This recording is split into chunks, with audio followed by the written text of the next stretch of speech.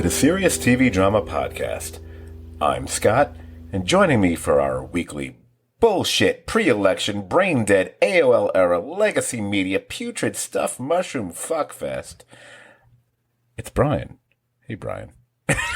Hey, I just wonder if I was really invited to this party or if I showed up to talk to the regulators. I could so see you just hanging out, sitting on the windowsill, commenting like some sort of omnipresent Swede. Anyway, we are back this week to discuss the latest episodes in two series that are both nearing their end, Succession and Barry. And just like the order that they air on the HBO, we will once again start off with Succession, and this week's episode was titled Tailgate Party. Now, I'm going to kind of go off script, so to speak, here, just to converse with you, Brian, for a moment here. I was thinking about this, that pretty much from, like, even though I think the first two episodes were fine, I'm actually shocked that I actually have read or seen people who didn't really like the second episode of the season that much, and I'm like, oh, you're silly. But from the third episode on, I've noticed that every episode has at least one, if not two or more, real kind of emotional wallop kind of moments, because we're seeing these characters really being put through their paces and really dealing with stuff. Obviously, a lot of that has been due to the trauma of their father's death, but obviously there's other things going on as well, because these, and I'm really referring, to be clear, I'm referring to the three principals at this point, which is Kendall, Shiv, and Roman. In one way or another, these were all damaged people before that, some perhaps more than others, but still they all kind of shared that.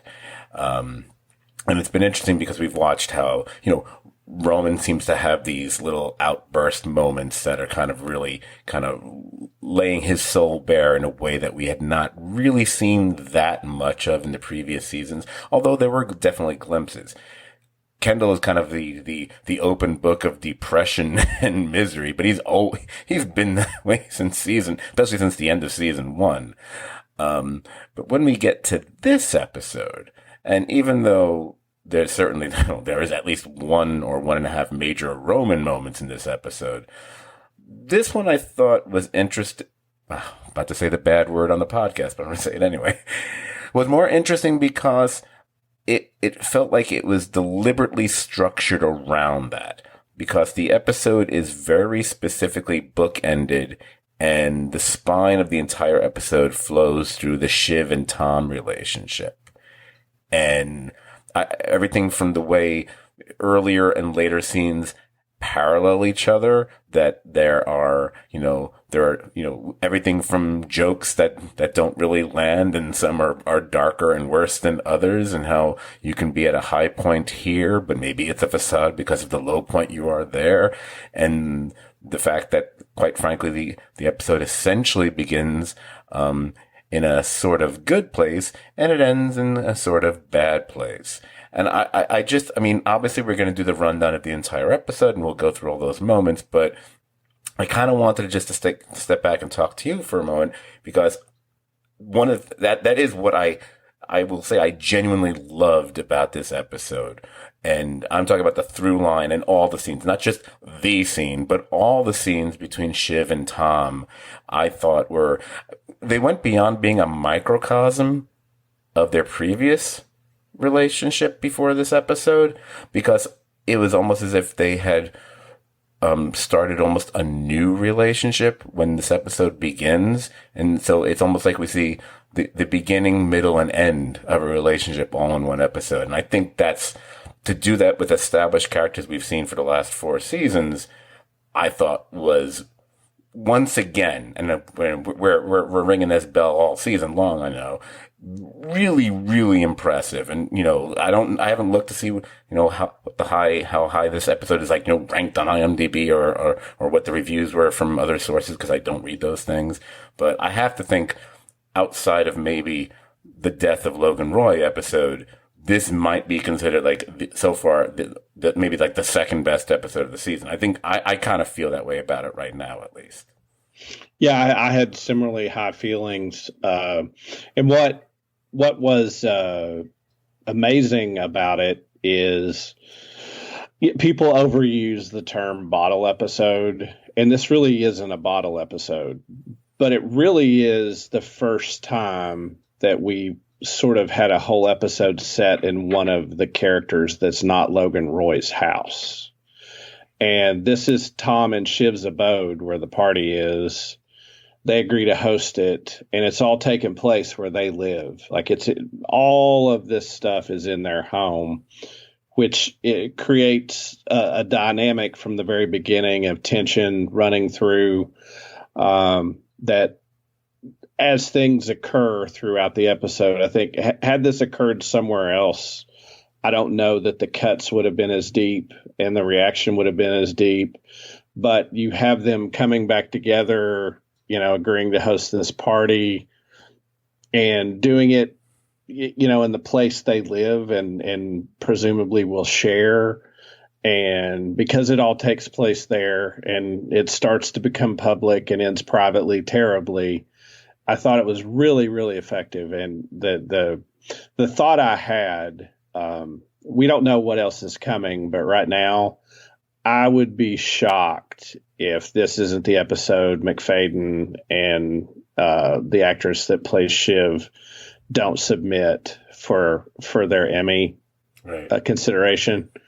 And particularly the way, the range of emotions played in the scene of hurt and then anger and then just biting, just viciousness. It really was something. And when the episode ended, it sort of left me, I don't want to say breathless, but I was like, wow. Like I did feel like an emotional gut punch. Well, what's really impressive about it is that this was a relationship that we felt for, I should say I felt, I don't want to speak for either you or the listeners, but I felt that was largely up until that actual wedding night episode where suddenly there were some emotions laid bare. Before that, it always felt like a relationship of convenience and partial facade and a means to get somewhere else, whether it be status or moving up in the world, whatever, for Tom and so on. And this was just very raw. I would also, to go along with what you were saying, and it's not in any way trying to contradict it at all, but I have noticed, and I think it's almost, it's not really thematic, but it's very noticeable to me that this season, again, from that third episode on, is that we've had a number of episodes that the bulk of the episode, I don't know what percentage, 80, 85, maybe even 90% of the episode takes place in one specific location. Correct. Obviously the episode where Logan Roy passes, we have a few early shots early on and him on the tarmac, but the bulk of that episode is them on the boat. That's a lot of the episode. The episode you referenced in your thing where they're all at the Logan Roy house. Virtually the entire episode is in that. Yes, there's many rooms, but it's still a kind of a lone location. And again, like you just pointed out, this episode, outside of maybe an early scene with Kendall when he meets his ex-wife, I think pretty much everything else takes place all in that one space. This and to go along with what you said, I think more so than even those previous ones, virtually all the action takes place there. It's almost like the one thing, and as I go through the rundown, something else pops up, like, oh yeah, then there was that. But right now, that's the only scene that I can think of, which that's not much. And yet the show still spends $1 billion, as it should, because they're rich. Yeah. Well, it helps after if you go to Norway or Iceland or whatever, that then you do an episode in an apartment. But, right. But yeah, it's still lavish and it still looks amazing and has this big list. But, I mean, you can't imagine a party. You can't imagine a party going worse. There's nothing worse at the end of a night of entertaining that the couple that hosts kicks everybody out and fights and breaks up. Well, I'll say that whenever I watch, well, it actually applies to some comedies as well, but very much dramatic series or dramedies where if the core of the episode is going to be a party, you know it's not going to go well. I mean, either doesn't matter if it's the Mary Tyler Moore Show or an episode of that show, the Bob Odenkirk show, Lucky Hank, which just completed. Probably the most noteworthy episode of the entire run was an entire dinner party that goes horribly, horribly wrong. And probably as uncomfortable as anything we've seen in a Succession episode, quite frankly. Yeah. So let's get to the actual rundown of the episode, and we can see how we go from the highs and the lows and everything in between. Because we do start the episode, and when the episode begins, it seems things have really certainly thawed rather nicely between Tom and Shiv. I mean, they're talking about basically, acting as though they were just on a break, but now they're back together. And we are discerning that it's the morning, I think it's the morning of election eve. So they're prepping for what sounds like a somewhat traditional party for the Roy family. The only difference is, King Roy's not going to be there. And throughout their conversation, what's going on is, you have your bit of sexy flirting, you have your jokes. But when he comes in with her breakfast, that, of course, he didn't prepare, but whatever. There's a present. And she opens it up. And what the present is, it's a little scorpion, kind of encased in lucite.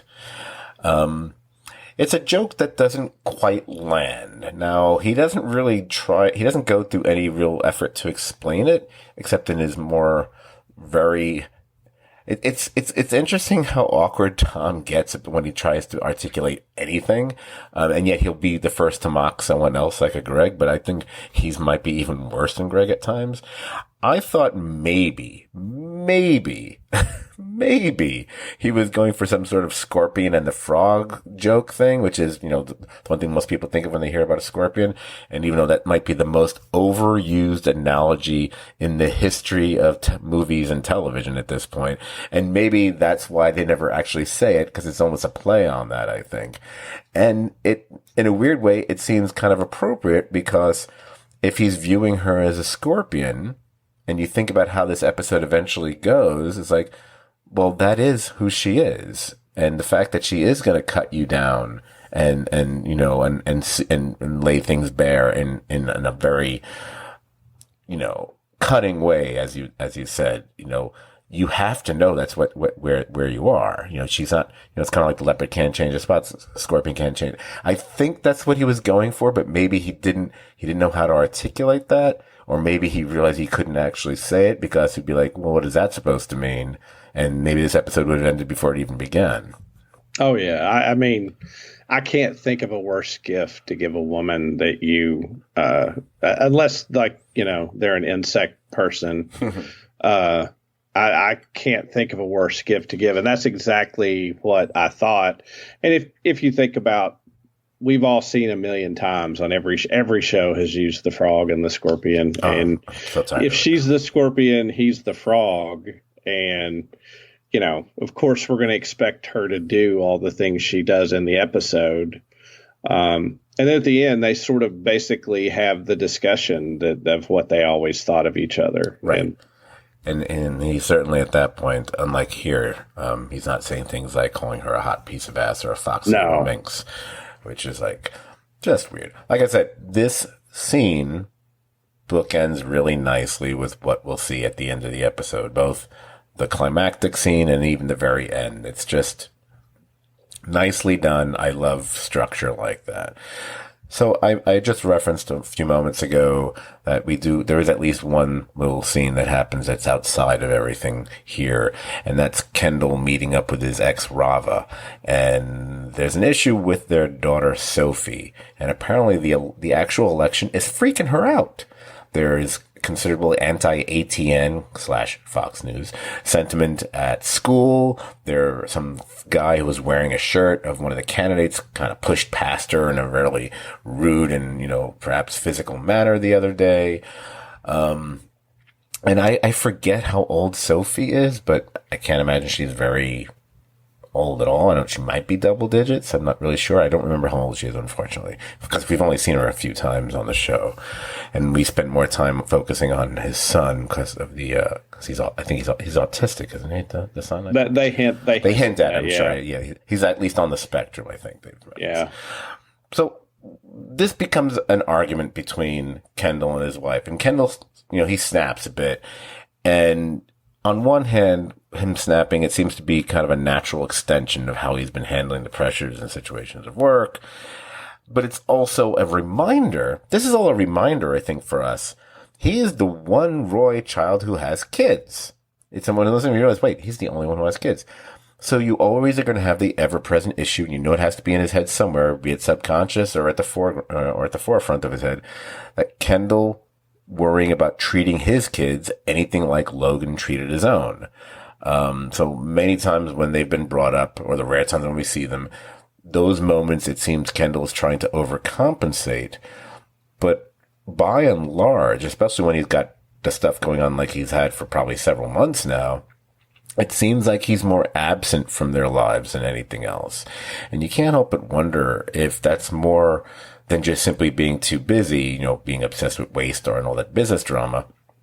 Maybe to a certain extent, he's deliberately distanced himself from his children, therefore not even giving himself the opportunity to be the bad dad that his own father was. I mean, that's maybe, I don't know if I made more of it than I should be there, but that's how I'm kind of viewing it. Well, I took it as the way this scene progressed. I don't think there's any doubt he knows Rava is a good woman and he likes her. And he really knows the flaw in them was always him and what was wrong with him.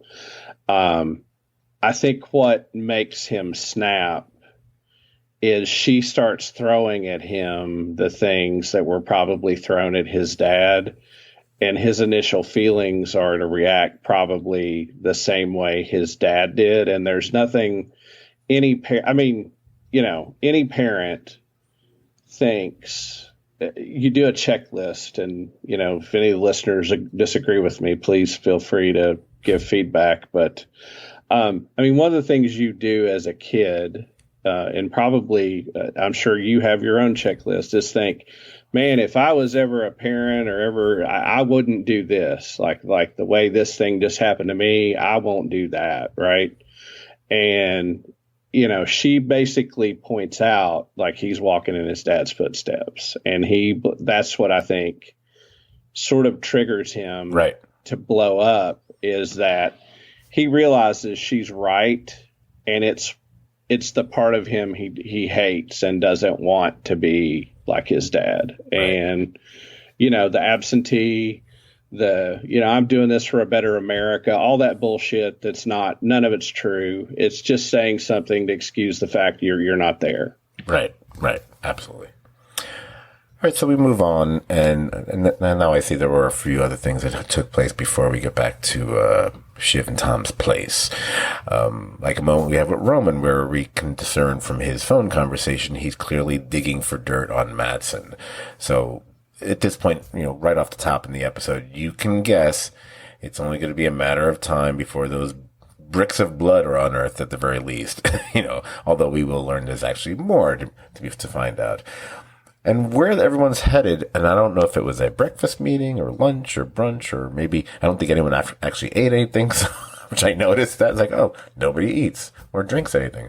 I'm sure the restaurant was thrilled with them. No one left a tip either, I saw. It's the 4 Roy children meeting, And essentially, it's kind of like a funeral, management committee. Although it seems fairly clear, Connor seems to be the only one who really seems to care about all this. Although it is presented, and, there's a plot point for later in the episode, that someone is going to have to speak at the funeral, and that does remain to be decided. There's a brief conversation about, maybe it'll be Kendall, even though we're like, maybe it shouldn't be Kendall. So it'll be interesting to see how that proceeds. Now, Connor leaves at that point, because that's the only reason he's there. And that's when Roman and Kendall kind of, in collaboration with each other, they ask Shiv if she can invite Nate to the party later. Nate as another option to help tank the deal that is which would be, getting various government agencies involved to block Matsson. Now, as folks should try to remember, Nate was a pretty serious political operative that Shiv, she used to work with, and she was very much involved with before. We might recall his interactions with Tom. Was at the wedding reception, wasn't it? Yeah. That was fun. So the apprehension, it's unvoiced her specific reason, but we can see it's clear because she knows at this point how that would impact Tom. Again, it's interesting to see all this happen. Now, I said interesting again. God damn it. But it's one of the moments early in the episode, you can see that even though she's going to go along with this because she understands the bigger picture, so to speak, it's a time when you can see she's concerned about how it's going to affect Tom, which is something that we don't tend to see with her pretty much ever over the history of the show. Tom is always easy. She usually doesn't have much of a problem throwing Tom under a bus if she has to. It's not really been an issue for her. No, but she is really thinking about him. But the problem is with this family is it's always going to be the family and the business first, and so she doesn't quash the idea. Right. And I'd love to say family first, but I feel with them it seems to be more often business and your own personal status first before even family. Although Shiv is it's interesting when you see them express any form of regret while they're going to do or say something which is not great. Shiv does it all the time. Roman ends up walking back things a little bit afterwards. Kendall is actually the one who probably does it the least, actually. That's interesting. Now that I think about it, it's funny how Kendall's always seemed to be the one who's like most in touch with his feelings, but he's the one who seems to be more about, screw him, kind of, which actually happens later in this episode. So, yeah, and the brothers, they leave, and she calls Matsson, advising that he better show up at this party so he can help thwart this plan. So she is still in that major double agent mode. We do get another scene kind of there are a bunch of scenes that don't take place at the apartment, apparently, because I forgot about this one. Oh, it's a fascinating scene. When Tom has Greg terminate a slew of ATN employees, globally, all through a Zoom call. The fact that it's suddenly become, this is Greg's thing is I don't know what to make of it, but I think he does explain it later on in the episode, and I got to give Greg credit.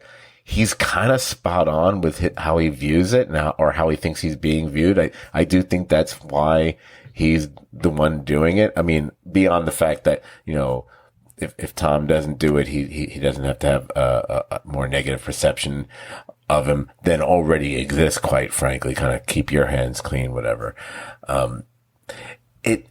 It's pretty fucking funny is what it is. It is, and on the heels of all of us in a video conference world, it was like it was a flashback to a million COVID meetings for probably a lot of people, right, who worked on COVID. And the guy shows up on video and tells you you're fired. And Greg, I'll give Greg this credit, like, he's getting better at it.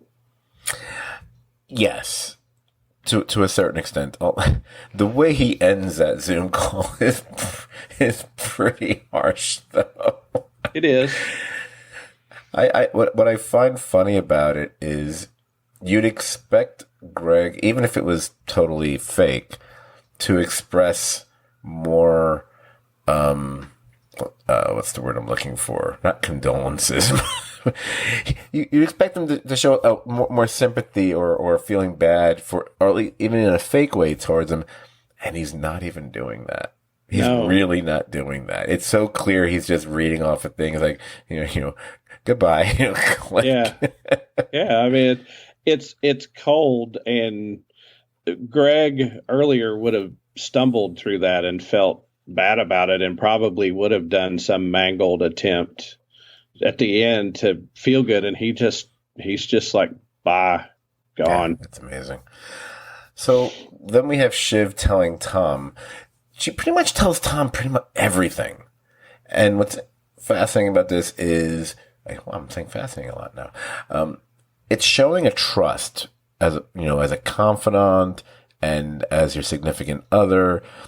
Even though he's someone that actually betrayed her, I think it's really significant. And I think there's also a very interesting parallel here. Again, all about parallels. We're seeing this scene, which is based around her being, honest. We're talking about abject honesty here. She's telling him everything. And we're going to be seeing abject honesty again later on, although that's going to be more of a gut-wrenching variety rather than this bonding moment between them, actually. Later, it's going to be the exact opposite. It's going to be tearing those bonds asunder, so to speak. Yeah, well, I mean, one of the things I thought of that as this episode went on is Shiv and him both have seemed to drop a little bit of their guard. More than in the past. And both of them, even at the height of when they were getting married, all that, like they've always had their guard 100% up. And both of them showed vulnerability in this episode, a lot of it. And, I've thought, and we'll talk about it when we get there, I've thought as I look back on the episode, like, how do I apportion what's going on? Like, did they both try? I watched this episode twice, and I don't usually do that, but I watched it twice, and I see two people that are trying, and old Shiv would have never told Tom everything. Tom never got to know all the details. And I think one of the reasons Tom made the play at the end of last season was he never was allowed behind the curtain. Right. Yeah. But she really, this is a newer, slightly, 0.04% softer Shiv. And I like it a lot. Although it's interesting between this, which is more about the current situation, and then everything that happens later, not to spoil something I might have said later, but I didn't write it down, but I just thought of it just now, how incredibly either be in this confidant mode here or just laying everything bare and, in the, roughest but bluntest way possible later on. There is one thing she still doesn't tell him. And we know what that is. Obviously, we're going to talk about that because it's something he says to her. But the only reason I didn't want to forget it because the thought just popped in my head. It's like, oh yeah, I should have made a note about that because that's kind of like, well, there is one thing she's kept to herself. We'll get there because now we are getting to the actual party. And from this point on, everything takes place there. So we'll just hit the high points of the party. Now, the party is interesting because... because it feels like we veer back and forth between things that are just done for almost for pure comedy, and then we veer to serious, and then it becomes absurd. There's a lot of absurdity going on here, and then it gets really rough. Like the awkwardness between Tom and Nate, when they first encounter each other, it's exactly what you'd expect it to be. Of course, there's going to be some goofy awkwardness between those two, whatever. So there's not, especially in light of how Tom is at this point, feels like he's rebuilt that relationship that he had almost lost before this episode. Whether Nate gives a damn or not, who knows? But then we bounce over to something which is kind of one of the main comedic threads throughout the party until it's not. Which I love. It's almost like a trap has been laid for us here. And the thing I'm talking about is Roman, as per a request from the Mencken campaign, asks Connor if he'll bow out of the race. Because in specific regions or states, even those couple percentage points that Connor seems like he might actually score could adversely impact the vote as far as Mencken is concerned. It would just make things just a bit easier and simpler and straightforward for him if Connor was not in the race at all. And the deal would be, okay, he would do this if there's an offering an ambassadorship. And of course, the place they initially offer him is Mogadishu. I love Connor's reaction because I can't help it. Like, you know what? That's not an out of line thing to say. I mean, it might be offensive to some, but probably not. I love that he says something along the lines of, "That sounds a little car bomby to me." Yeah. But of course, he counters with the most ridiculous ambassadorship to ask for, which is the UN, which is basically, correct me if I'm wrong, that's like the number one ambassadorship. You're not going to be getting the UN, you moron.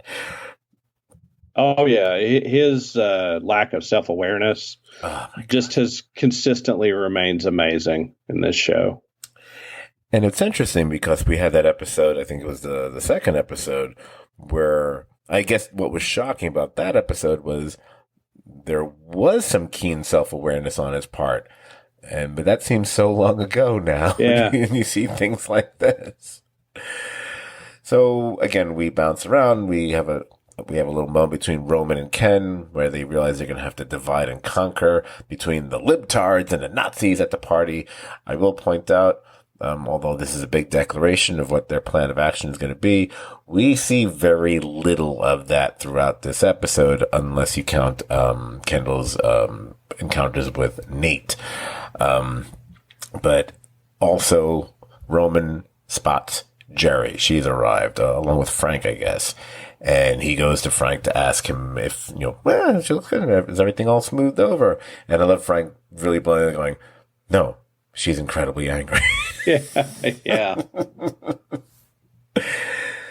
So we have that moment where Tom introduces Ken to speak, I guess, just to, say hi to everybody. And they're remembering the fact that this was a tradition that they would do. And this is the first time that obviously Logan is not there. And that's when he actually calls for a moment of silence. And of course, it's during the moment of silence. That's when the Swedish invasion. Yeah, the Swedish invasion. I like that. And I love there's the bullshit sheepishness that Lucas has when he's standing there. Especially because, again, this is a very tall guy, but the way he kind of hunches his shoulders like, oops, sorry about that. He's not sorry at all. No. And what I think is key about, well, I don't know if key is the right word, might be a bit much, but it introduces a new spot for things to happen for this party. And many key moments are going to happen there. It's the terrace. And so, 'cause right after that, we're on the terrace with the Roys, and by Roys, I mean Shiv, Kendall, and Roman. And it's the two boys are reacting to, Lucas and the gang showing up. And I love Shiv's pretense of like being shocked as well, whatever. And the whole, what is it? Operation Nuke the Luke. Yeah. They come up with whatever. And, so at this point, I'm just looking forward to, okay, so she's I think correct me if I'm wrong, does Kendall not say that she should kind of stick around with Lucas to try to keep him away from, which is perfect because she's kind of working with Lucas. So She should steer him away from the important people. Is Right. what Kendall more or less says, and I like the subterfuge that Shiv gives him. That the reason he came is that Logan invited him. Oh, of course, it's perfect. I mean, how can you deny it? It was probably written in pencil, then crossed out or underlined. We don't know. Then back to absurdity and comedy is the moment where, Tom is, taking a shot of talking with Matt, and he's clearly kissing his ass. And the fact that Tom is not good at this. He's not. When I believe Lucas asked him a question about, I think he asked him something along the lines of whether he's hands-on or he just kind of has a position where he just over. And instead of giving him a direct answer one way or the other, he does the worst thing possible. It's like, so which would you prefer? I be like, no, that's not. And it's so, right. He's so bad at it. But in this, I love how Lucas can cut people down so beautifully here between his reaction to Tom obviously kissing his ass, the fact that he calls Greg Gary. Yeah. Yeah. I love, by the way, the fact that Tom's reaction when Mattson actually says to him about, you're clearly, blowing smoke or kissing my ass, whatever. And Tom's reaction is, no, you're too smart. It's like, really? So you're doubling down on it now.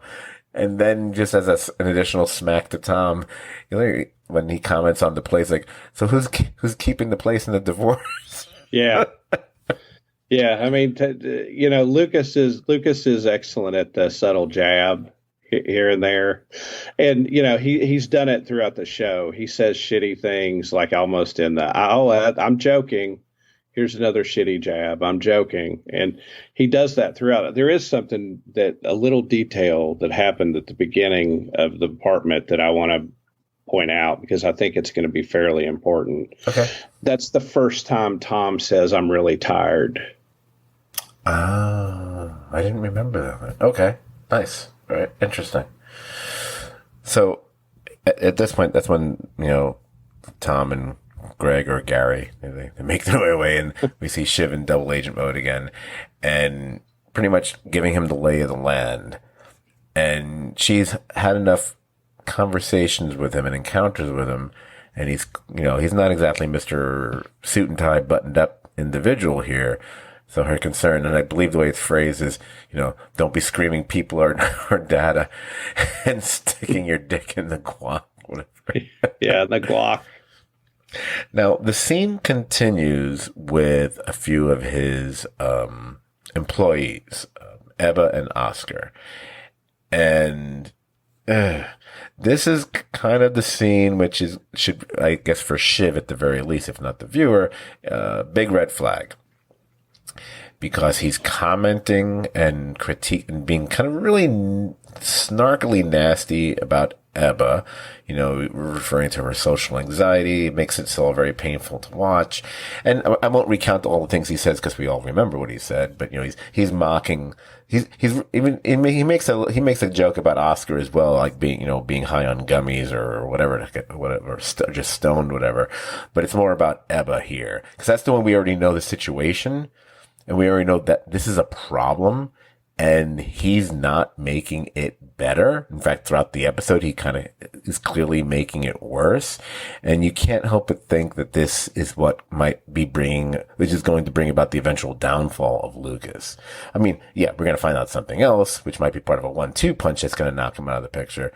But here, and you can watch it through Shiv's eyes and her reacting to everything is kind of like, dude, what is wrong with you? She doesn't say that, but that's the look on her face because it's just like,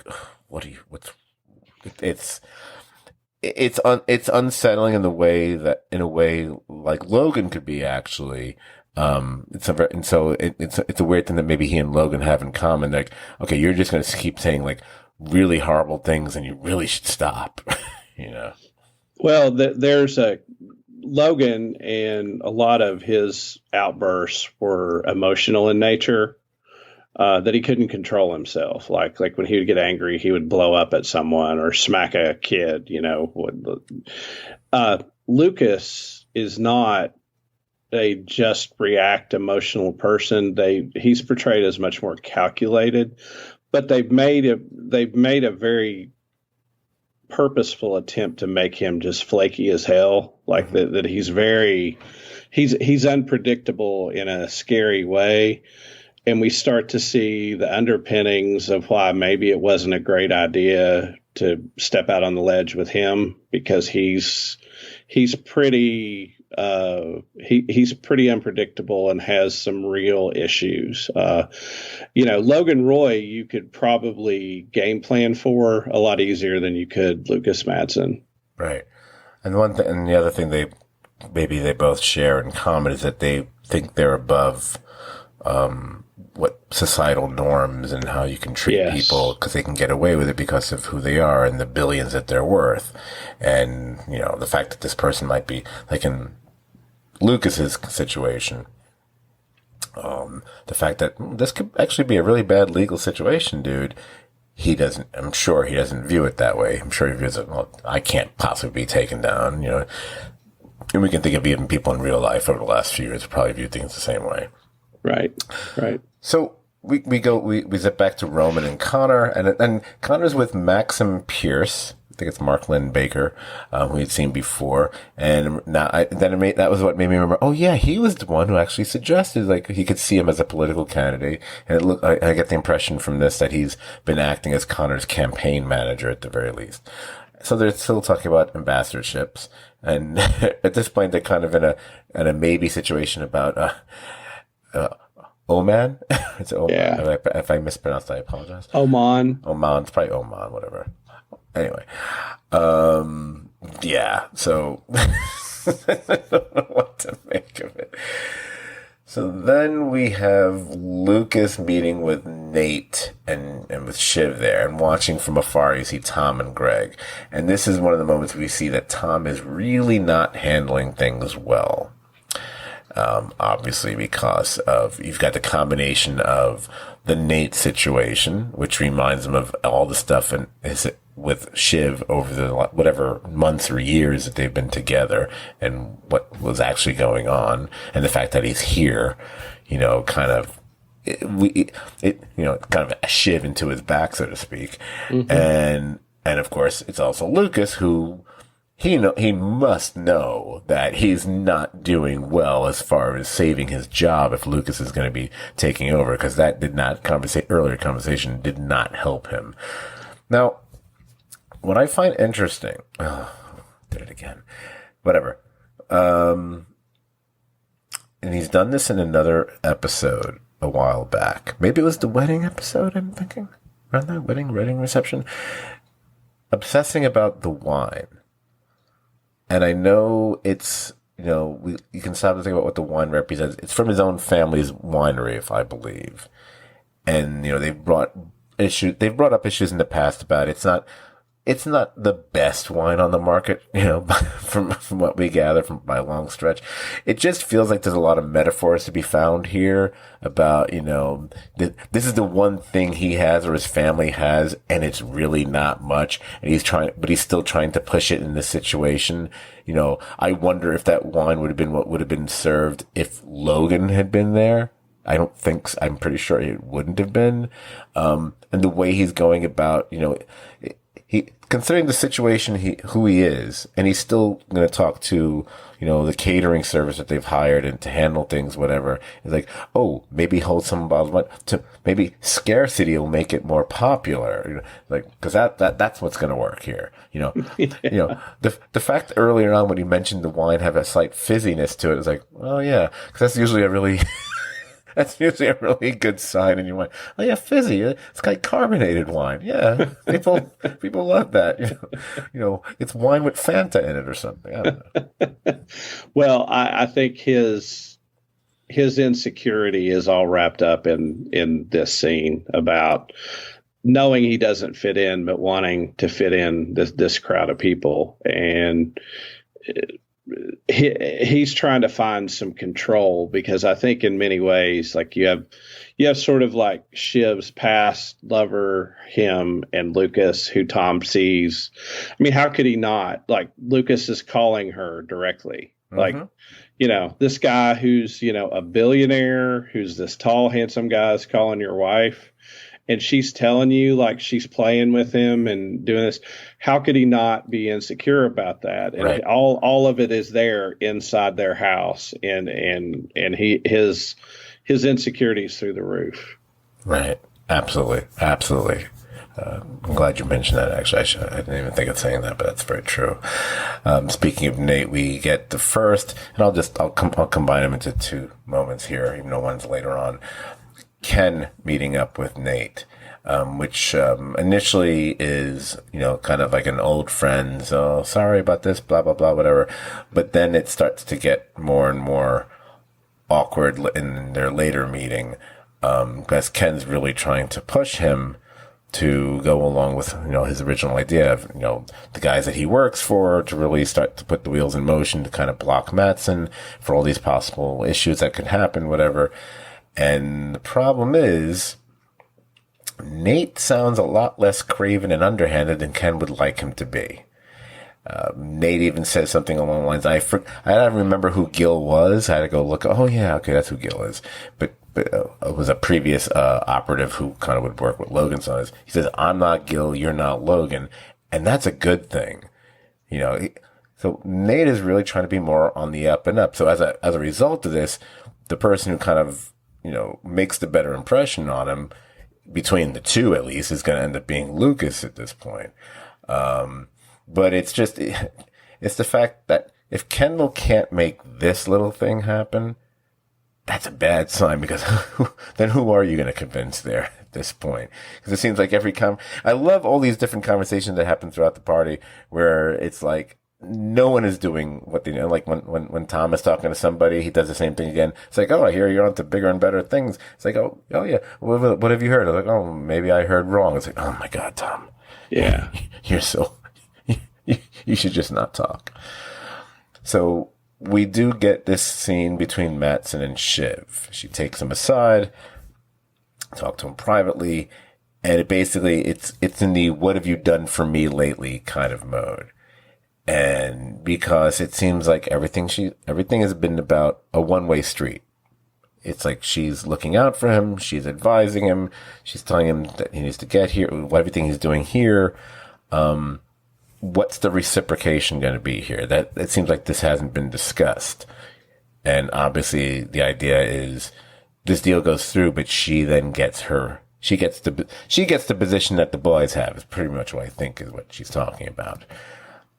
But the way he addresses it and talks to her, it feels like she should already have even more cause for concern based on the way he reacts, based on his very carefully chosen words, which say nothing whatsoever. I mean, also, where have we seen that before? When she's trying to find out something about her position at the company, and the person she's talking to, who's, the person in charge, the way that person reacts and the words they choose are very kind of nebulous. They're never really very specific. They're never definitive.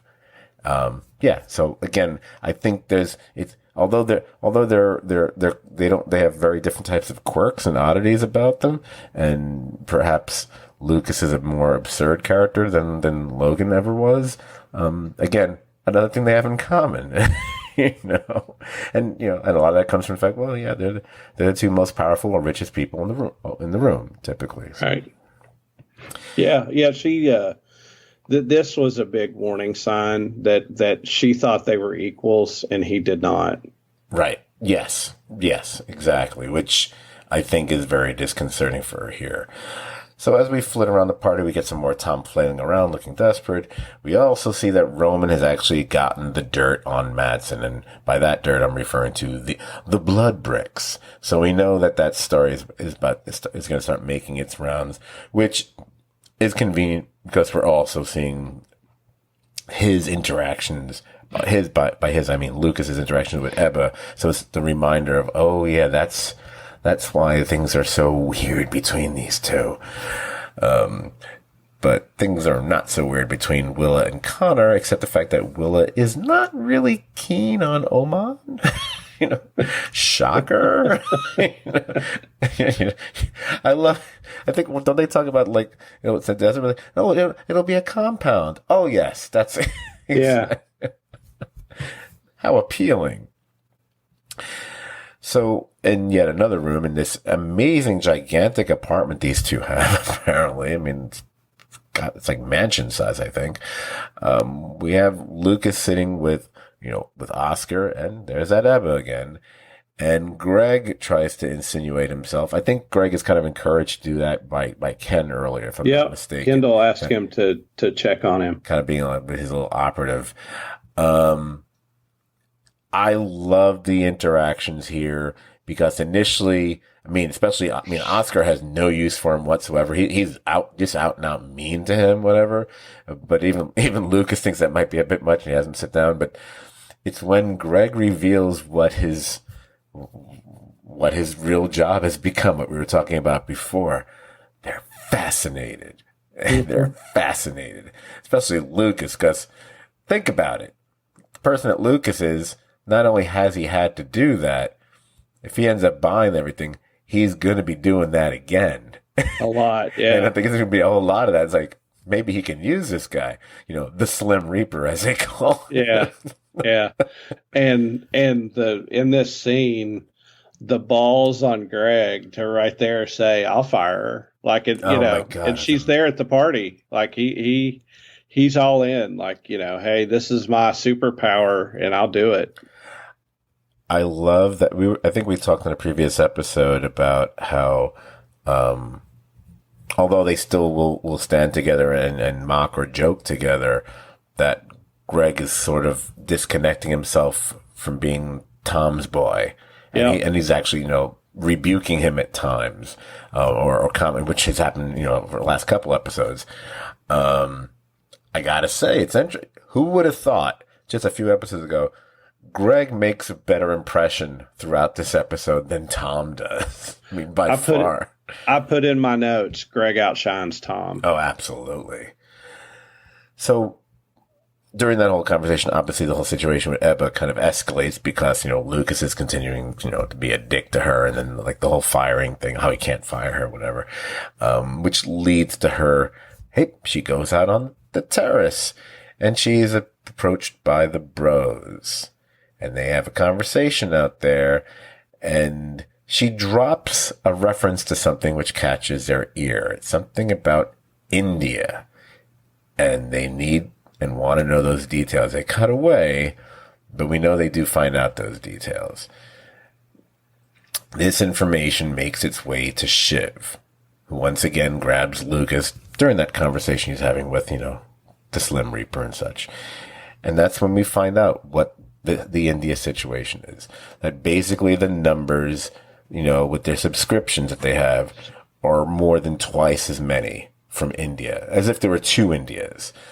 Now, what that, in simpletons terms, what those metrics would mean is that the metrics are fraudulent. They're exaggerating the value by the number of subscriptions they have. And if you're talking about two Indias, that means easily hundreds or maybe even hundreds of thousands, perhaps millions are false. You exaggerate the value, which inflates the stock price, their overall financial worth, and what their actual means are. It's one of those things you don't realize how bad it is until you actually think about it. Like, no, that's actually really, really bad. That's really bad. I mean, it's what in a previous episode, a similar scheme was described in that way. And someone says something to the effect of, well, there's another name for that and it's called fraud. Yes. And that's exactly what this would be.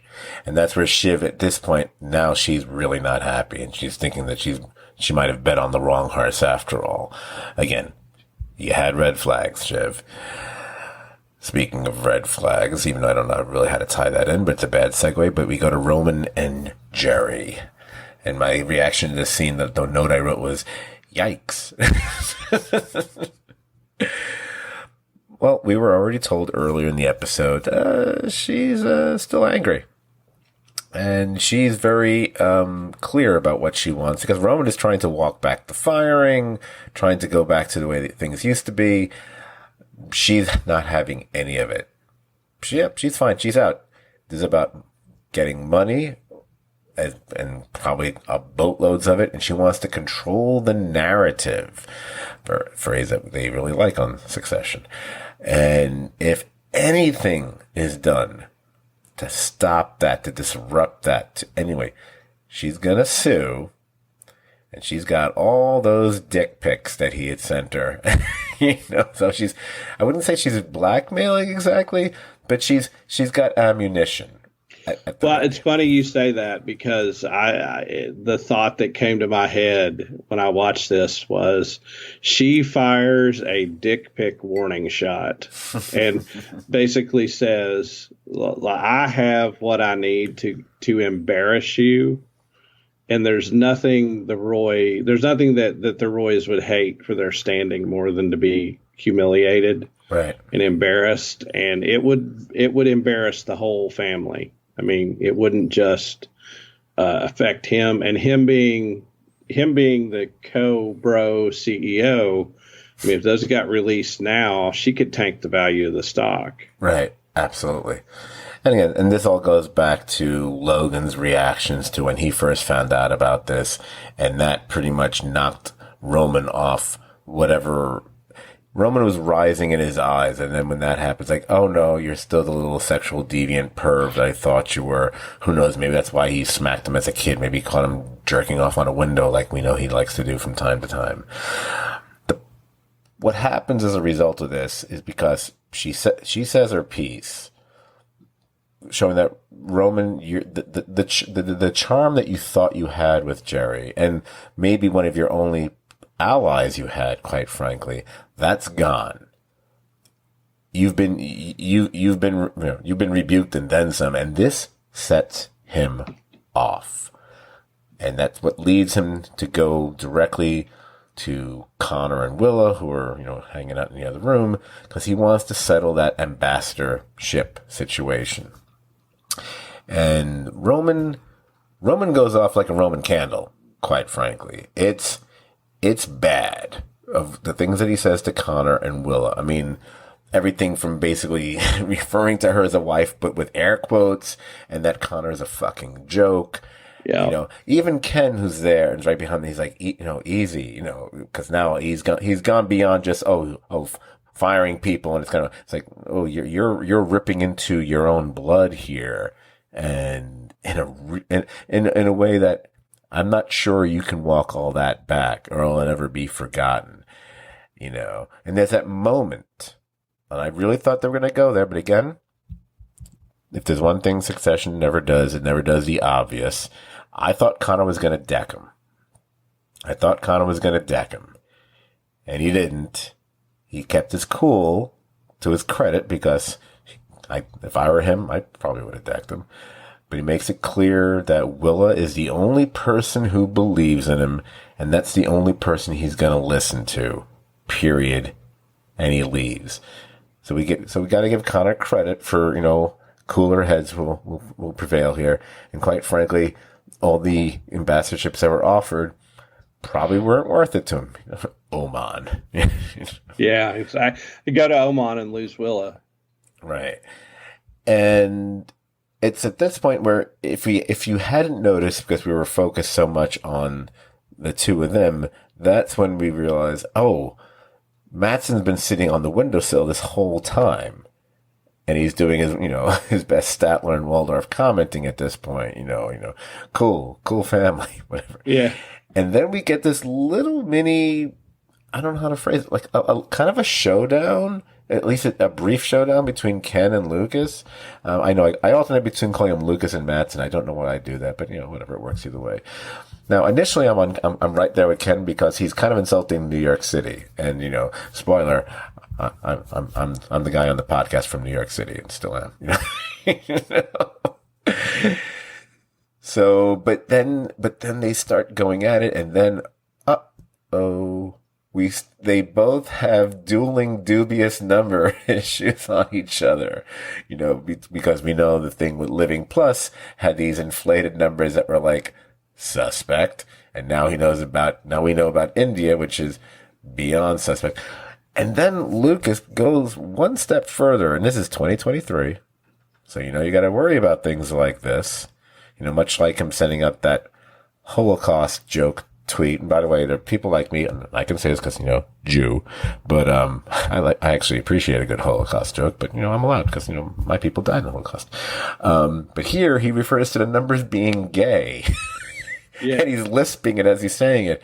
And even Ken was like, dude, that's kind of homophobic. I'm just going, what is Lucas doing? And then they hug it out.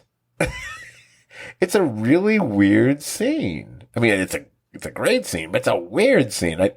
Nothing about that scene goes the way you think it's going to, and I think that's what I love most about that scene. What's funny about this episode is there are a number of confrontations that happen, and you think they're going to end violently or in a way, either with terrible words or whatever. Like you just talked about Connor and Roman, he could have decked him. You could have seen Lucas and Kendall throwing punches. That it all ends peacefully, and then we go to the scene where it doesn't end peacefully. Right. And that is the very next scene, because Shiv is even looking onto all this. She's in what the fuck mode.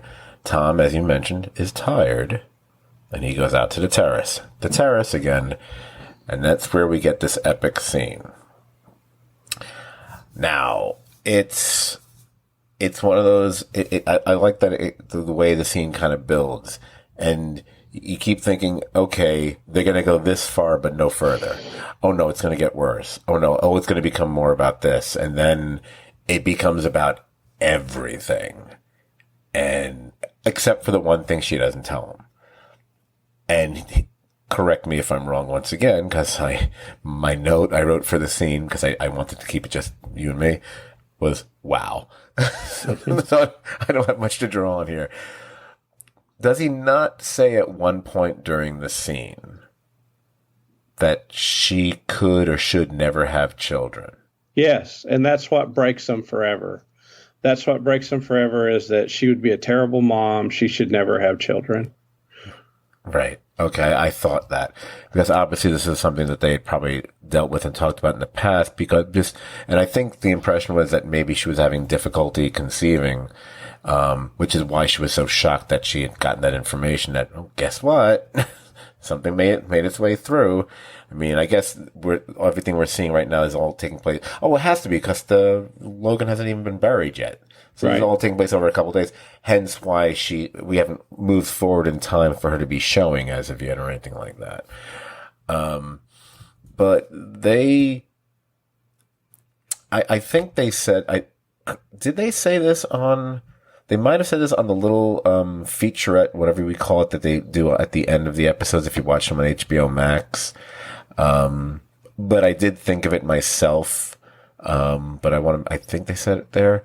There's a certain Who's Afraid of Virginia Woolf kind of feel to this, the way, we're watching a couple, basically tear each other apart and watching a relationship fall apart. The only difference is that these two don't appear to be drunk at the time. Yes. But it just gets more and more vicious. But here's the thing. Except for maybe Tom's comment about how she should never have children. Tom's comments, which are brutal, but it's brutal honesty. And it's about what the situation has been and what she's been, and referring to her as being selfish and everything else about her. I mean, it's obviously these are negative descriptors, but it's true. We might love the character Shiv, but I can't say anything Tom says is inaccurate. I think he's pretty, in my perspective, he's pretty spot on. The stuff that she says, I don't think she's wrong either. But the difference is, and again, a lot of stuff she's saying is almost reacting to what he's saying. So she goes further. She's more vicious. She's trying to say things specifically to hurt him. He's laying things bare because this is what the truth is. And, you can be with for example, you can be in a relationship with someone that you perceive to be selfish because you think, okay, this is something about them, a negative trait, but maybe this will get better over time. And they will realize that. They will have self-awareness, whatever you want to call it. The things that she says are just awful. Again, they're both awful. I'm not like Team Tom or Team Shiv here. I don't really, I don't have a dog in the race. But the problem is she perceives things in a way that is just, it's to make herself feel better. The fact that she says things I think she says things along the lines of that he didn't love her, that he only was involved with her just, for the status, to the move, whatever. Even though he's actually been saying that, no, he did have feelings for her. He does love her. He wasn't the one fucking this one and that one the whole time, unlike her. He was there for her. So for someone who's as we've all watched the show from the get-go, I love how our perception can change of characters and how we realize that, Tom has always been, mid-level repugnant, quite frankly. And they've done such a masterful job of making him a sympathetic character while still maintaining the fact he can be like the biggest fucking asshole as well. It's an amazing, it's almost, it's like he's a more likable Pete Campbell or something like that, Tom is like her Igor, like that follows her around. But I did have genuine sympathy for a lot of what he said, that he'd hung by her and stuck with her. But I think what really breaks this is he says two things to her that hit to the core of everything. And he basically says, "You're fucking broken." Yes. And basically says you're damaged beyond repair and you should never have kids. And, she's actually, as we've noted, if you believe in what your eyes have shown you this episode, you believe she might actually be trying. And if you're trying and you're willing to change, there's nothing that'll make you give up on that than being told you're broken and a piece of shit. And he does that to her, and then she just lets the last of the arrows fly, and it's devastating. There's also something else that happens, and just going back to my oft-repeated thing about parallels and whatever, so I'm going to realize, since you've watched it twice, and I only watched it once, and that was Sunday night, so your memory should be more keen than mine, for any number of reasons, actually. I did write another note under wow. I just saw it here. I wrote the joke not gotten. Now, I believe, obviously we already talked about the scorpion thing, which is brought up again. But also in this scene, there's also something else that's kind of along those same lines. It's the joke not gotten, and it kind of, so again, it's almost a parallel of those two things. I'm trying to recall what it is. Do you know what I'm talking about? Or am I going to have to look this up or comment on Facebook after like a fool? I'll be honest. I don't remember, and I didn't make a note about it. And the second time I just watched, I didn't take notes the second time, but I don't recall. But that's sort of the core of them. Tom is a goofball that tells stupid jokes and says irritating things. And I think the idea of her not getting the joke is that really maybe like he's saying, you just never got me. Like, right. No, you're absolutely right. I feel. I don't know the joke. I should have said. No, I think there's something that said. I've ruined the podcast now. I apologize, everybody. There's something said here, and I think it's reversed. It's not something he says that she doesn't get. It's the other way around. And that hence the parallel, because I think he questions something she says, and I don't get the joke here, and I'm just trying to remember what it is. It might have to do with the fact that she's clearly not saving his job, and how he shouldn't be taking that seriously because it's something that's in the moment, and he doesn't see what's funny because the whole thing starts out with he realizes he's going to be shit canned, that everything is pointing to him being let go, and she's greasing the skids for him, quite frankly, in his view. And I think she's trying to walk that back, that's not what's happening here, and he doesn't believe that to be true. It could be something relating to that.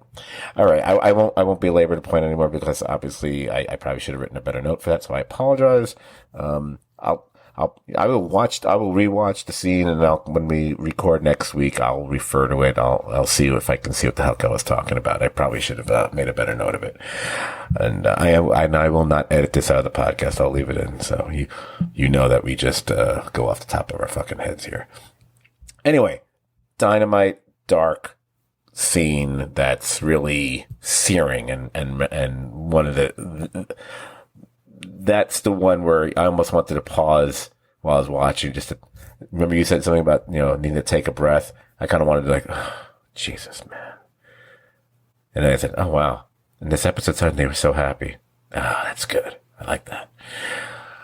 We do move away from that for a little bit. We have this little scene between Ken and Frank, and they have a little conversation about certain inflated numbers, like the India and so on and so forth. And he says he kind of wants to go reverse Viking, pillage their village. In fact, do the thing, which was, again, I believe this was the case of a previous season. What was Logan's original idea to begin with? Let's flip it, and they'll buy Gojo instead of the other way around, which I think was the original plan, if I'm not mistaken. Correct. But what's really kind of key about this, I mean, obviously that's key just because it changes the whole deal dynamic, if that can be pulled off. It's when Frank asks him what about Roman and Shiv? And Kendall's reaction to it, and I don't recall him pausing very long. I don't recall there being much hesitancy in how he responds. On the one hand, he says, they're part of my plans, but, I love them, but I'm not in love with them. Right. Makes it clear it's one head, one crown. There we go. We're back to the Game of Thrones concept for Succession. And he just wants to know if Frank is with him. And, and we've seen there's been this little bond between Kendall and Frank. We've seen it in previous episodes this season, in fact. So, again, it's another episode where we see Kendall kind of laying the groundwork for doing something which is kind of like goes against the others. He's the one who wants to originally tank the deal to begin with. He starts that, not Roman. He's the one who wanted to go the negative campaign about his dad, after his dad passed. Kendall is pushing the action. It's very interesting. He is, and he wants it. And the last comment I want to make is I thought it was sort of brilliant commentary on a meta level that this huge fight takes place between them on election eve. It's almost like a representation of where our country is. That it's so toxic. Two people who can't even talk to each other and just sling the vilest of things at each other. Right. And I thought that was it's certainly a compelling backdrop to set this against the election eve, and that's the whole purpose, is to get excited about the election. Right. And as we near the close of the episode, we had left Tom on the terrace there. He does come in. He pretty much tells everyone to go, because he's really tired. He's supposed to go to sleep.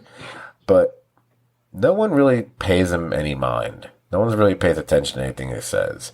In fact, the most reaction he gets from anyone actually is from Shiv herself, where she just essentially says, fuck Tom. Yeah. Even though apparently, I don't think she's ever going to fuck Tom again.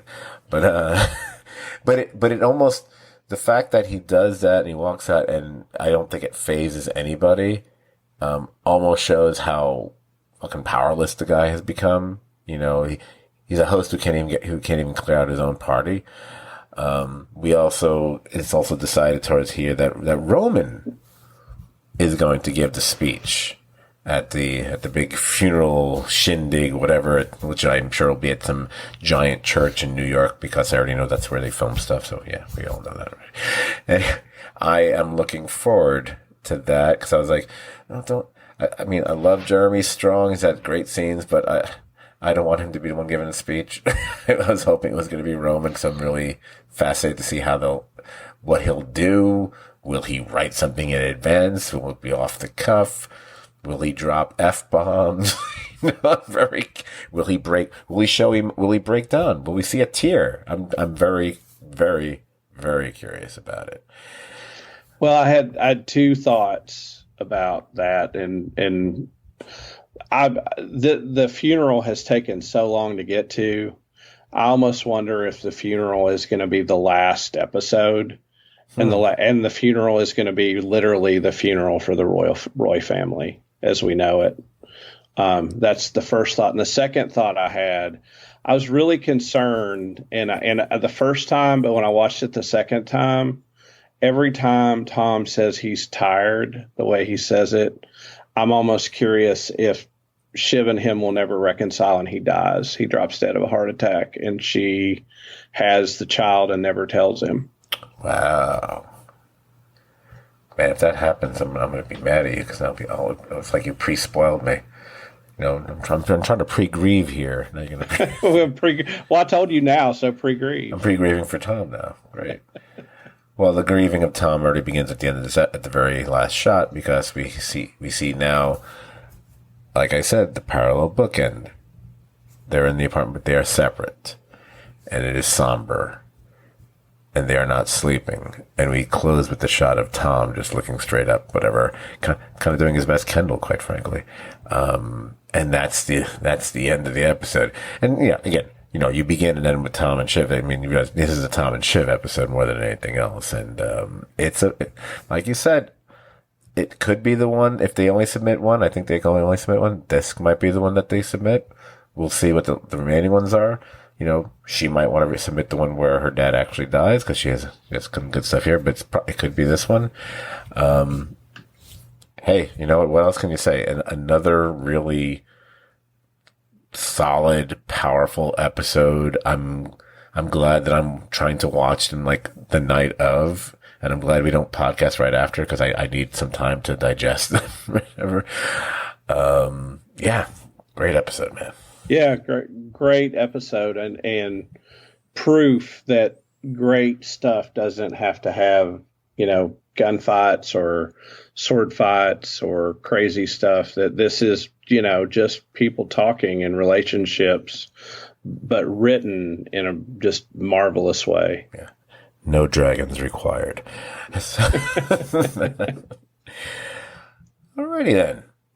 So, I believe another show came on directly after this, if you were watching it live on HBO, as opposed to checking out stuff on HBO Max, however, which is now going to be called Max in a week or two, because, you know, they're so brilliant there at HBO Discovery, whatever they call themselves. Oh boy. The next show that we talk about here is Barry. This is the 5th episode of the season. Is it an 8-episode season? It's the 5th episode, right? Tricky Legacies.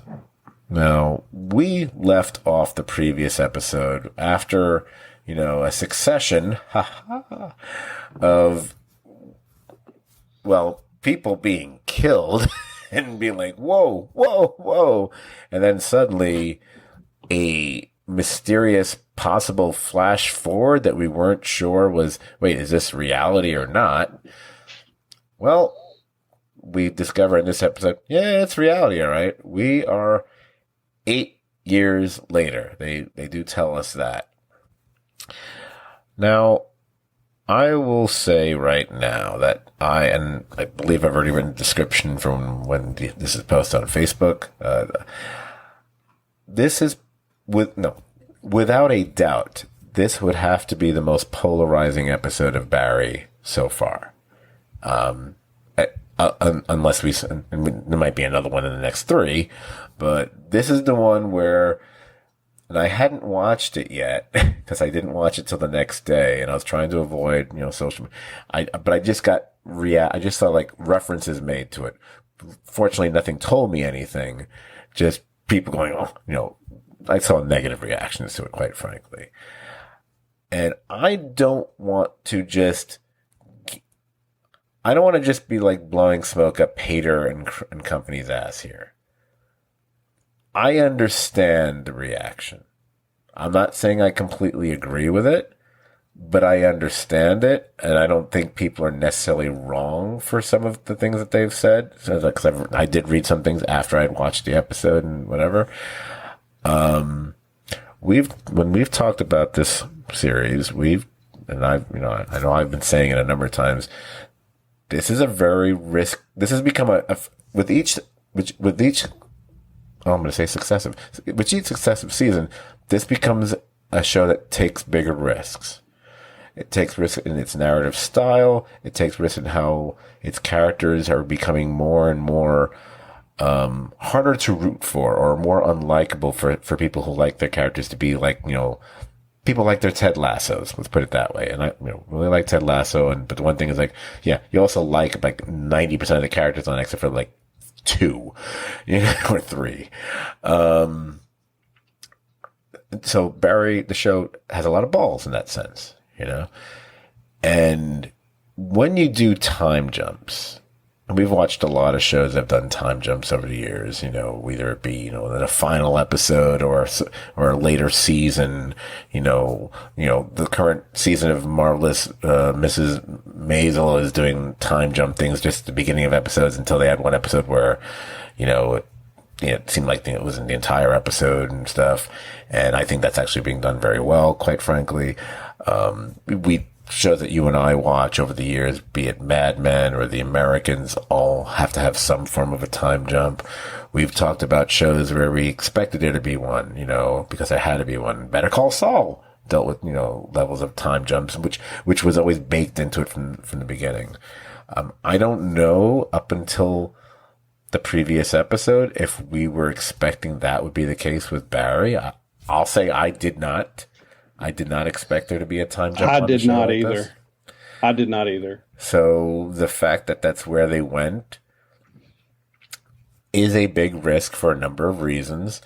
The first one that comes to mind, again, we've got 3 more episodes, and it's very possible, hopefully even likely, that story threads that seem to have been forgotten about will be picked up again. For example, what happened with, NoHo Hank after all that? We've just left that. We see Kusanow at the end of this, but we are robbed of the reaction and everything that happens with the death of his son.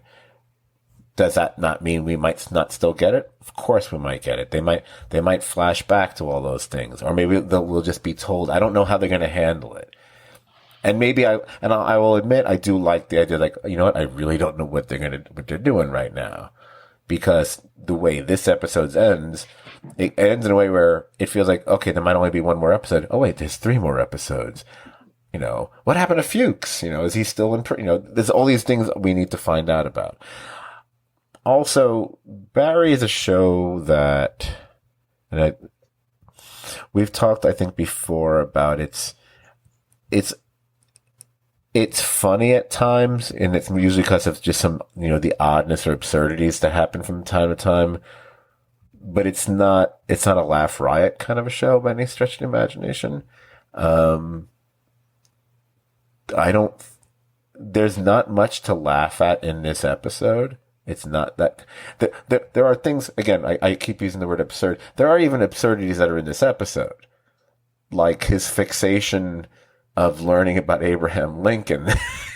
and even when he discovers all these negative things about him, shocker, and how he can't stop going there. Or, the absurdity of the videos he chooses to show his son when he's trying to get him, get the idea of playing baseball off his mind. And if you actually pause and take a look at the different things, it's like, all right, this is some really sick shit here. Yeah.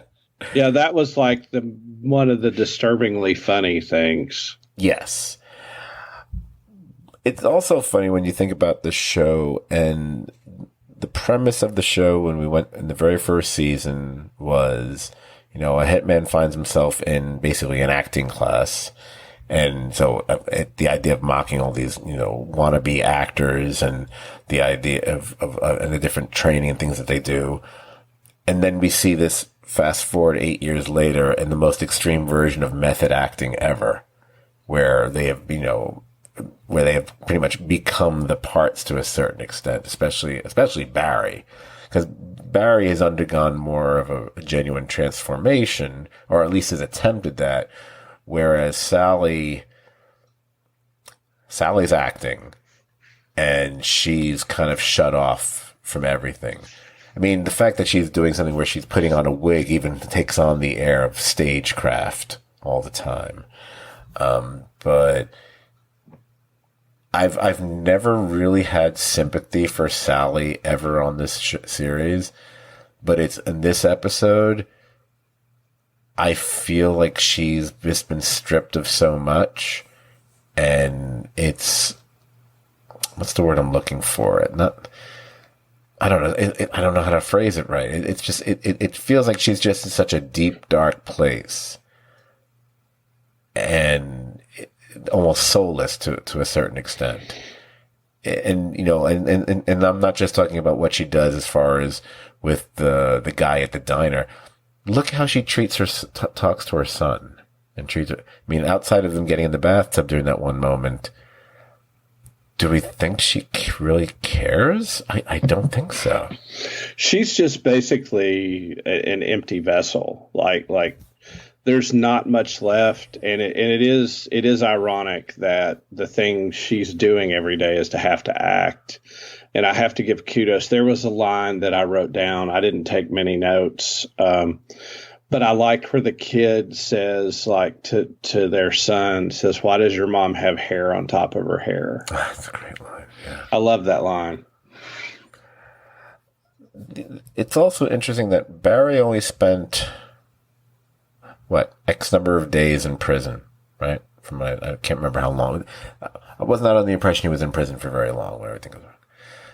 Considering now what he's undergone, it's 8 years later. He's Clark now, and he's found religion, or at least he's trying to believe they found religion, and they're watching religious programs, and the way he talks about things and addresses things with his son, even his son's apology has this weird, almost creepily Mormon-like culty kind of way of speaking about wanting to be in harmony with each other, whatever.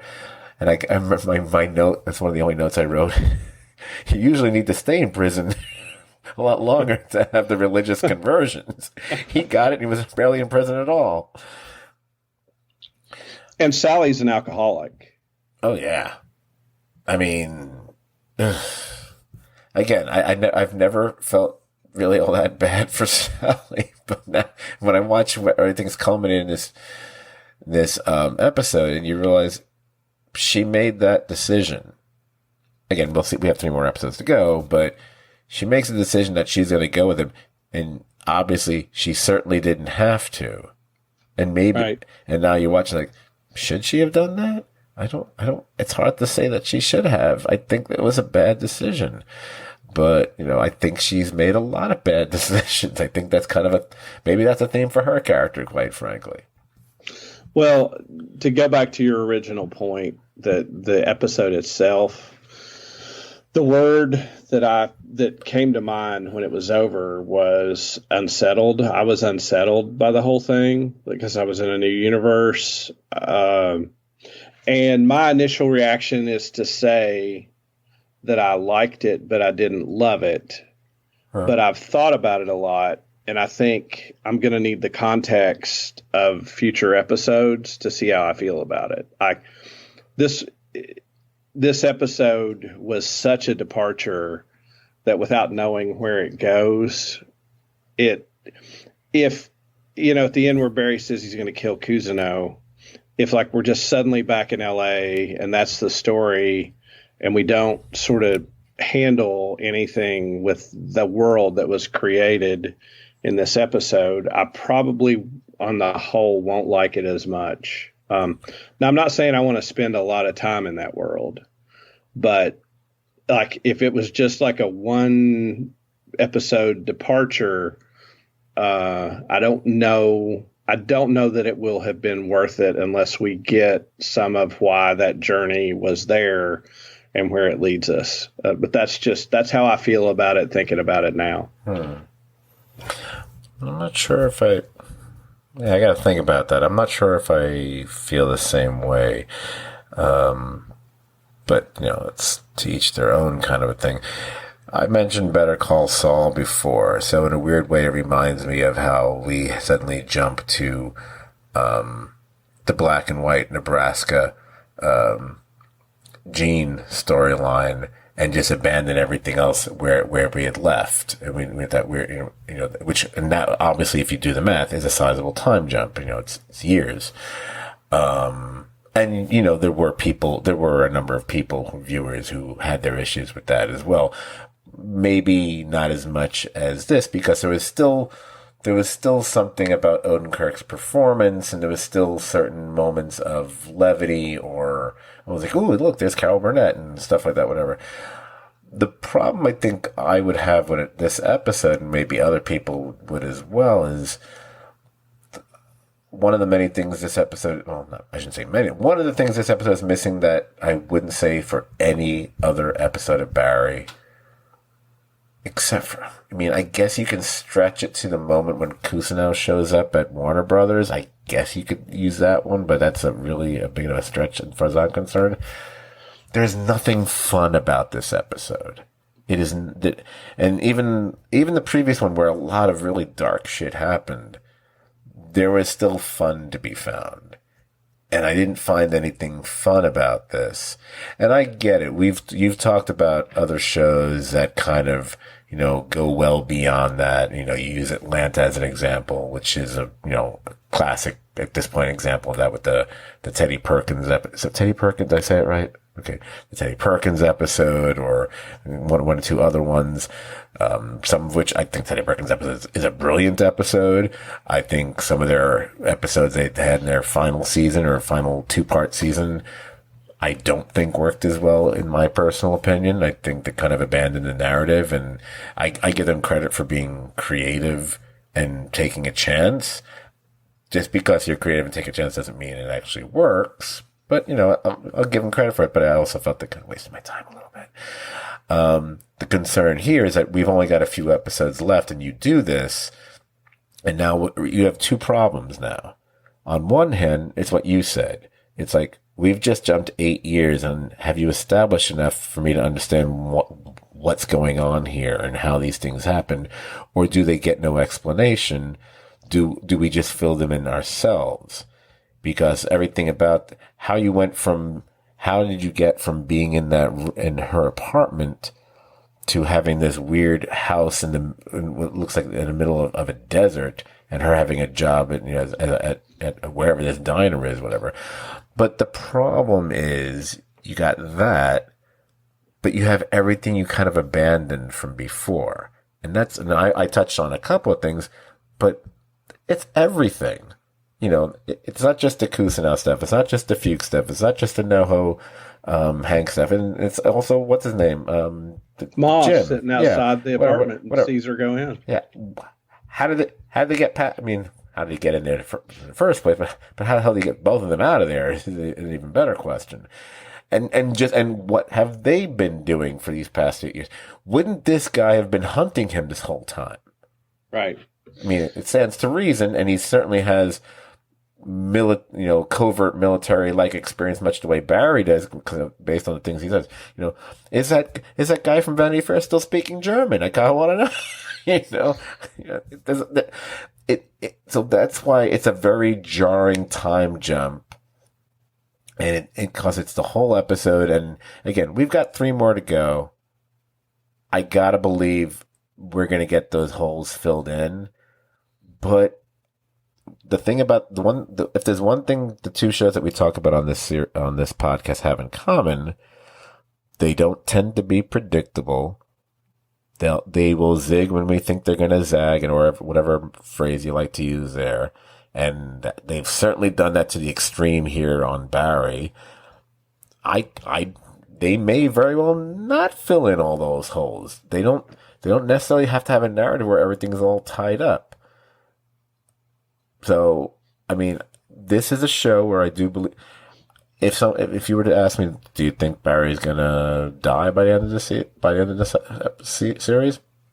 Yeah, I kind of do, but it wouldn't shock me one way or the other.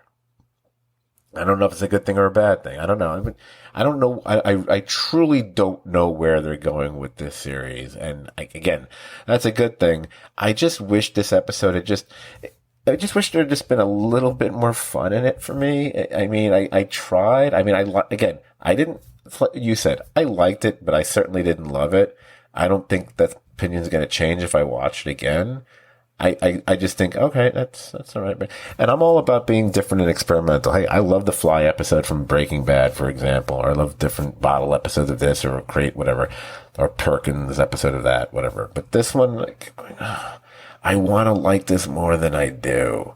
And it's kind of bothering me that I don't, because I really want to. I think the problem with it ultimately is that this episode gave me anxiety about how the plane's going to land. And I know too much has been made of the endings of shows. And look, if the final episode of this, if I don't like it, I'm still going to love this show. I mean, it's been an amazing ride. And I will say the positive about this episode is, boy, do I want to see what happens next week after that. Right. Yeah, absolutely. Right. No. Right. And I agree with that assessment as well. I mean, there are shows that I hated the final episode or even the final season. Doesn't mean I didn't like the show overall. You know, I like the first 4 seasons of Dexter. That's good enough. Don't have to watch the other 4 or 3 or 4, whatever it is, I'm actually mostly okay with the way Lost ended. I've got some issues with it, not as many as some, not as few as others. Same with that final season. I've got issues with it, but there are things I do like in it. But there are people who are very negative about it. Like, no. I'm still a huge Lost fan. I'm not as fanatical about it anymore the way some people continue to be, but there's nothing wrong with that. I just chose a different show to be that way about. I'm like that about Breaking Bad instead. That's all, because, hey, it's shorter, it's tighter, and they didn't do some stupid flash sideways. Anyway, I'm sorry. There will never be a good excuse for that. Anyway, yeah, so I agree. And the thing about the show, you gotta hand it to them, because they still do the thing where they don't give you anything for the next episode. It's like, oh, look, he's laying out a gun. Yeah, that helps. Yeah. Wait till next week, fuckers. At this rate, it might be like if I end up watching it a little bit later in the day, I was like, should I watch Barry first just to get that out of the way? Then I'll watch Succession. I'm not really sure. So yeah, I think we're kind of pretty much in sync on this one. And the only thing I'll go further with it and say, like I said at the very top of this description of the episode, look, I understand why this wasn't everybody's cup of tea.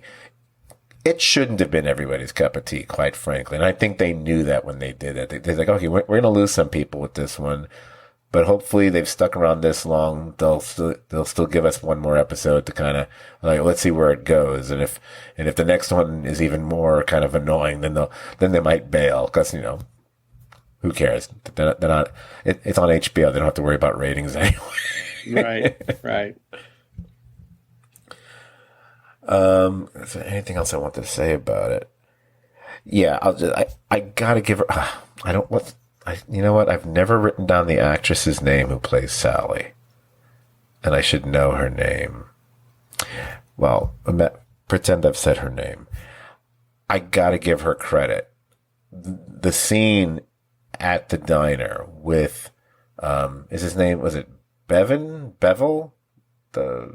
Bevel, something I think like it's that. Bevel somewhere. The dude who's got got a bit of a crush on her, and someone's the entire scene from when they're sitting together, in the booth to what happens in the bathroom,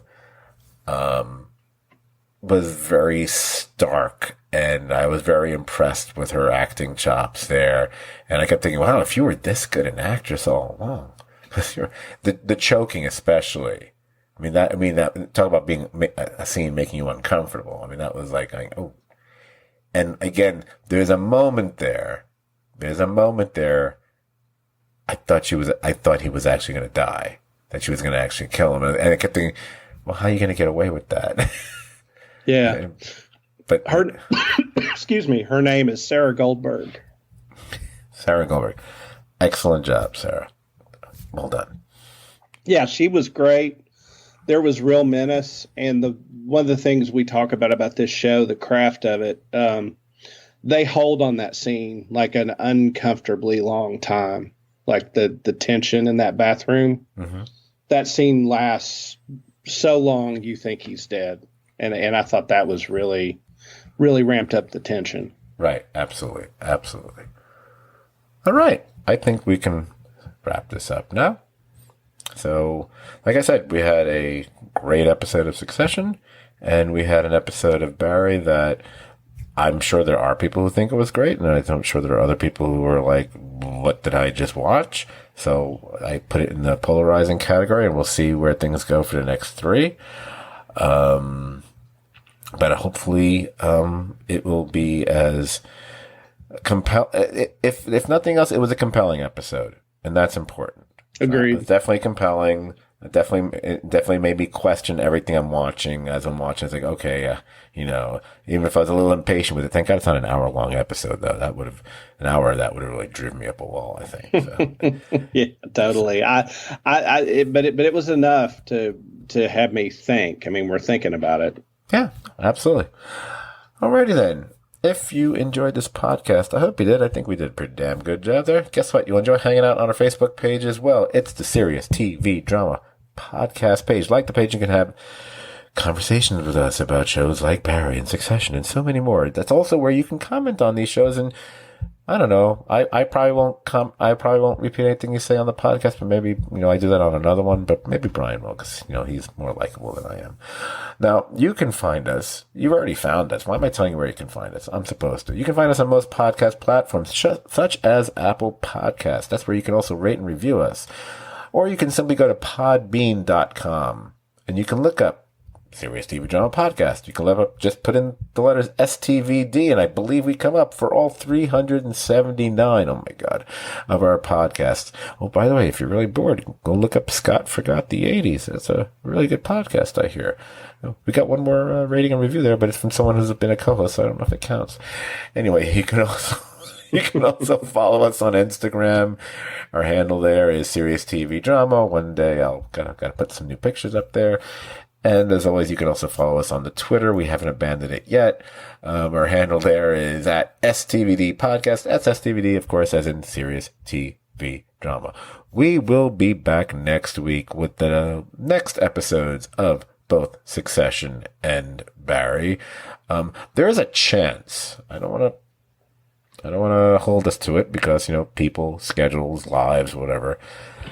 It's a possibility that I know we tend to record these on Thursday evenings, so I know that several days have passed, and I know that's maybe to our detriment, so maybe we don't get quite as many clicks and downloads, whatever. Although I got an email from some surveying group which claims that we get a lot more listeners than I think we have, but whatever, I don't understand. It's very possible that we will try to do a podcast sooner than normal on the final week, so you don't have to wait till the end of the week for our insights and opinions on the final episodes of both Barry and Succession. Are they both the way have they scheduled it where they're both going to be the same night?